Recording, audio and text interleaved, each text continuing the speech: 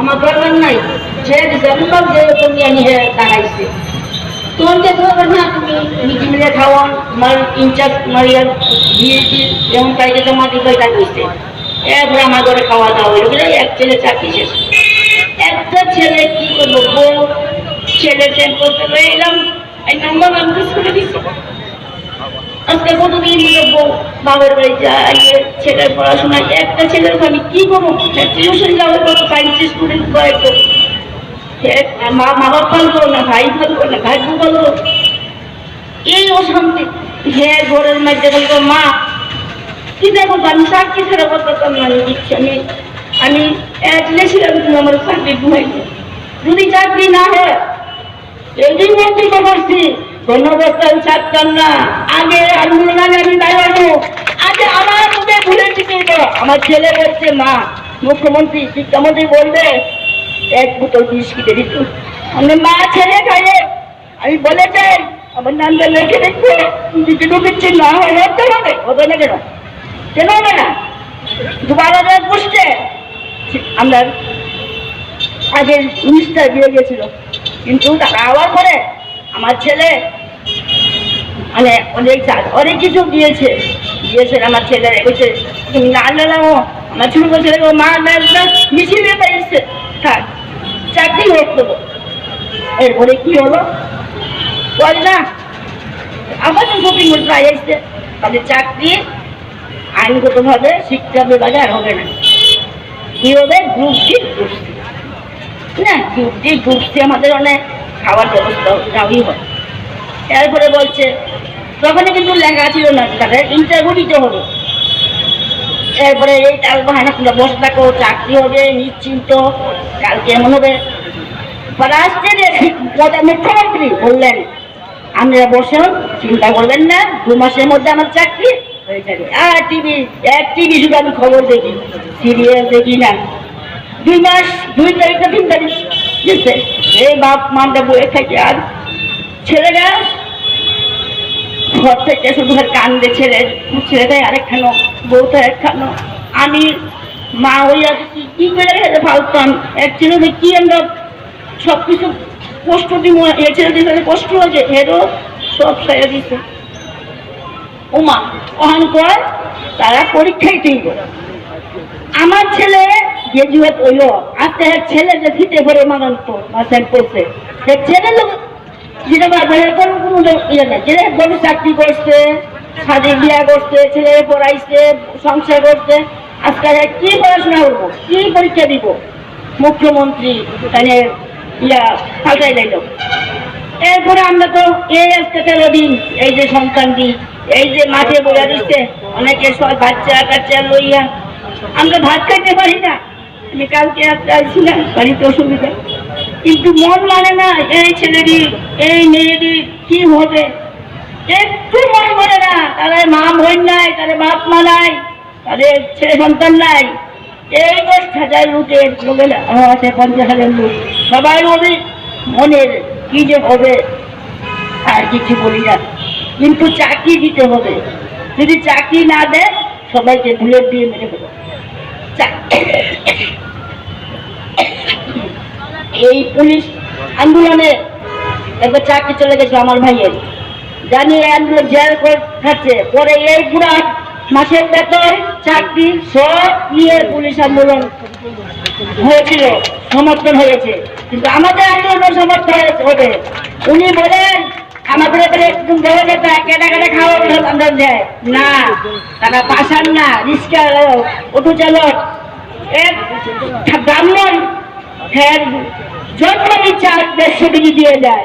আর হে বলে আমাদের পার্টিগত মানুষ, আনি পার্টিগত মানুষে খাওয়ান দেয়।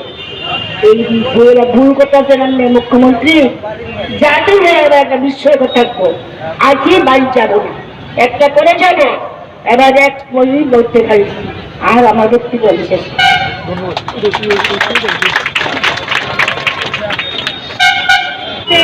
বিনম্র অনুরোধ করছি, আপনি মানবিক দিক থেকে তাদের কথা চিন্তা করুন।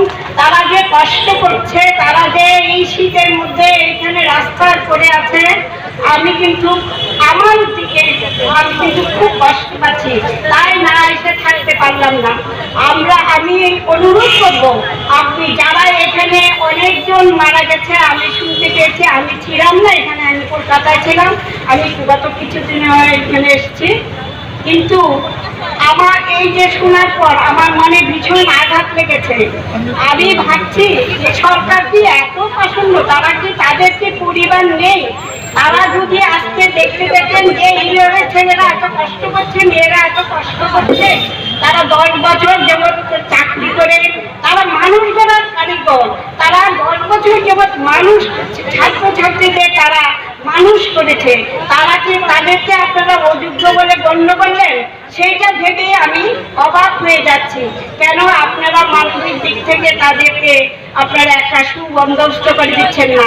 আপনারা বলছেন নতুন করে ইন্টারভিউ দিতে হবে। কেন ইন্টারভিউ দিতে হবে? তারা তো ইন্টারভিউ দিয়েই চাকরি পেয়েছিল, যোগ্যতা প্রমাণ করেই তাদের চাকরি হয়েছিল, কেন নতুন করে আবার ইন্টারভিউ দিতে যাবে?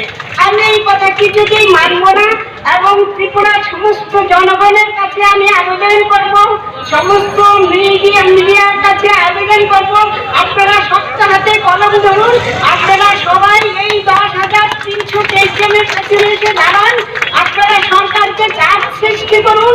সরকার তো মানুষ, সরকার নিশ্চয়ই কিছু করবে, কেন ইচ্ছা থাকলে সব করতে পারে, কেন করতে পারবেন না?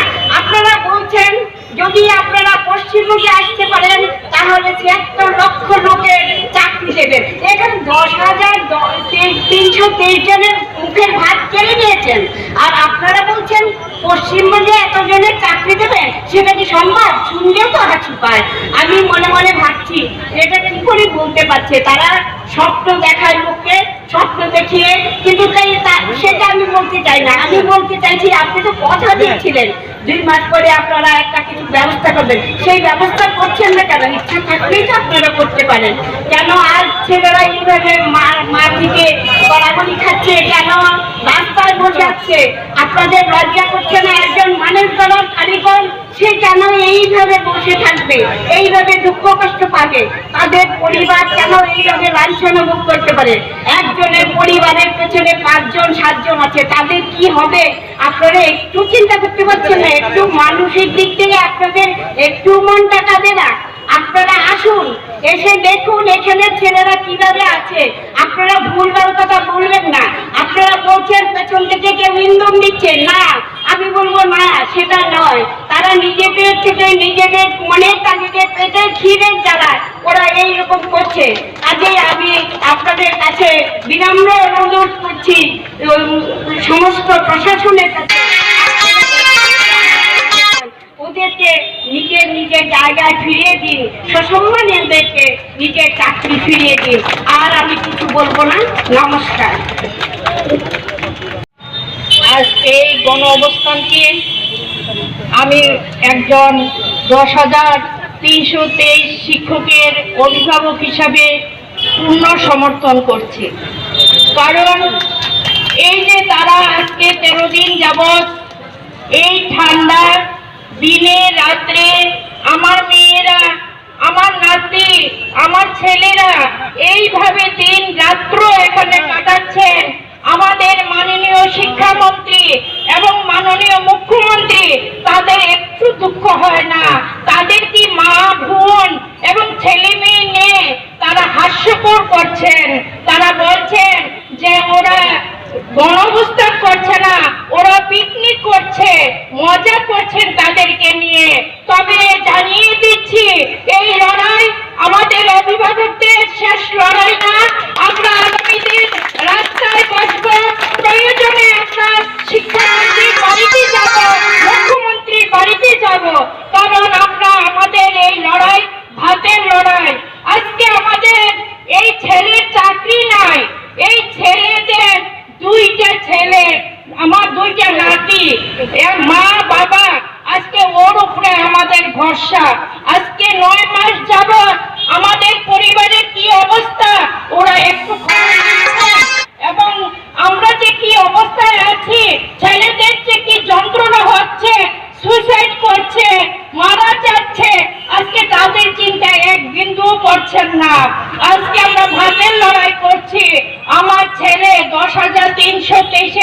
শিক্ষক, সে আজকে এই সংগঠনে আসে বলে তার বাড়িতে বোমা মারা হয়েছে। আপনারা অনেকেই জানেন যে মাত্র 1টার দিকে দুষ্কৃতী এসে আমার বাড়িতে বোমা মেরেছে। তারপর 2 মাস আগে বাড়িতে 60 থেকে 70 জন দুষ্কৃতী এসে আমাকে আমার হাজবেন্ডকে বলেছে, যদি আপনার ছেলে সংগঠনে যায়, পার্টির কাছে যায়, নেতাগিরি করে, তার হাত একখানে থাকবে, মাথা একখানে থাকবে, পা একখানে থাকবে। লাস্ট পর্যন্ত বলে গেছেন, আপনারা এই বাড়িতে থাকতে পারবেন কিনা চিন্তা করবেন, যদি ছেলেকে ঘর থেকে নেতাগিরি করতে বাড়ি থেকে বের হতে দেন। তাই আমি সবাইকে বলছি যে আমরা এই বোমা এবং যতক্ষণ আমাদের প্রাণ আছে, আমাদের সাহস আছে, আমরা এই গণঅবস্থানকে আমরা সমর্থন করব। প্রয়োজনে আমরা রাস্তায় গুলিবিদ্ধ হয়ে মারা যাব, কারণ আমাদের পেটের ছেলে, আমরা মা, আমরা জানি তাদের কত যন্ত্রণা, কত কষ্ট হচ্ছে, আমাদের সহ্য করতে পারছি না। তাই আমাদের থাকা আর মরা সমান কথা। আমরা এইভাবে বাঁচতে চাই না, আমরা গুলিবিদ্ধ হয়ে মরব। আর আমাদের এই মাননীয় মুখ্যমন্ত্রী এবং শিক্ষামন্ত্রীকে বারবার অনুরোধ করছি, যাতে ওদের স্থায়ী সমাধান করেন। যদি না করেন, তারপর পরবর্তী সময় আমরা আরো বৃহত্তর আন্দোলনে যাব। আমরা এই অভিভাবক রাষ্ট্রে এখানে শপথ নিয়ে যাচ্ছি। এই কথা বলে সবাইকে ধন্যবাদ জানিয়ে এবং এই সংগ্রাম আরো দীর্ঘায়ু হোক এই আশা করে আমি আমার আলোচনা এখানে শেষ করছি। নমস্কার।